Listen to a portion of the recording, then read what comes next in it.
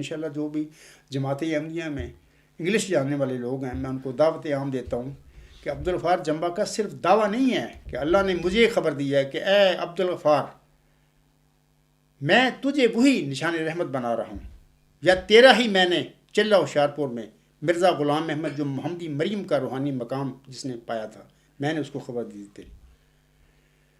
تو یہ اس کا ثبوت ہے قطعی۔ مرزا بشیر الدین محمود نے دعویٰ مجھ سے موت کیا، جھوٹا دعویٰ۔ مرزا غلام صاحب کو تو اللہ نے وہ دیا ہی نہیں نشان رحمت، وہ ذکی غلام، یا مجھ سے موت دیا ہی نہیں۔ اس شخص نے جھوٹے دعوے کیے، پھر 10 سال کے بعد اپنی شہرہ کٹوائی۔ یہ مسجد مبارک میں نماز عصر کے بعد یہ تماشا ہوا۔ بہت سارے لوگ میں ان کو جانتا ہوں، میرے ساتھ انہوں نے باتیں کی ہیں کہ ہم اس نماز میں تھے جس میں اس کی شہرہ کٹی گئی۔ وہ شہرہ کٹوانے کے بعد وہ وہاں پر جس میں بکرا سواری وہ بھاگتا پھر رہا تھا۔ مقصد یہ ہے کہ مفتری اللہ تھا، وہ مسلم موت نہیں تھا، وہ بدکار بھی تھا، اتنا بدکار آدمی تھا کہ اپنی بیٹیوں سے زنا کرتا تھا۔ میں قادیانیوں کو کہوں گا، پہلے میں نے بھی کتابیں پڑھی ہیں، اس کی بیٹیاں کہتی ہیں یہ بات۔ تو قادیانی اکثر کہہ دیتے ہیں کہ نہیں یہ مخالف ہیں، الزام لگاتے ہیں مرزا بشیر الدین محمود پر۔ آج مرزا لقمان کیا کرتا رہا اپنی بیٹی کے ساتھ؟ ندا النصر کیا کہتی ہے؟ 44 منٹ 20 سیکنڈ کی اس کی گفتگو مرزا بسرور کے ساتھ، تمہارا نام نہاد خلیفہ جو کھڑپینس بنا پھرتا ہے، اس کے ساتھ کیا کہتی ہے؟ پھر کسی صاحب نے انٹرویو لیا اس کی ماں کا، فائزہ بی بی کا، کہ جناب آپ کی بیٹی جو بیان دے رہی ہے کیا آپ کا خیال ہے، وہ سچ بول رہی ہے کہ جھوٹ؟ alغلام.com پہ بھی وہ 27 منٹ کا وہ اس کا سوال جواب موجود ہے۔ کسی دوست نے ان سے پوچھا تو وہ کہتی میں 10,000 دفعہ میں اپنی بیٹی کے بیانات کی تصدیق کرتی ہوں، وہ سچ کہہ رہی ہے۔ یعنی مرزا لقمان کون ہے؟ یہ مرزا غلام احمد علیہ السلام کی نسل نہیں ہے یہ لوگ۔ آپ سوچ سکتی ہو کہ اس قسم کی بدکاری کوئی انسان کر سکتا ہے، اپنی بیٹی کے ساتھ زنا کر سکتا ہے؟ تم ان لوگوں کو خدا کے خلیفہ بنا کر بیٹھے ہوئے ہو۔ یہ بدکار لوگ ہیں۔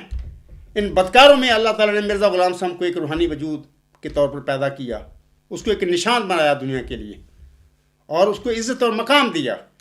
لیکن یہ تو لوگ پتہ نہیں قوم کیسی قوم ہے، تو زانی ٹائپ لوگ ہیں، ان کا تو دین سے تعلق ہی نہیں۔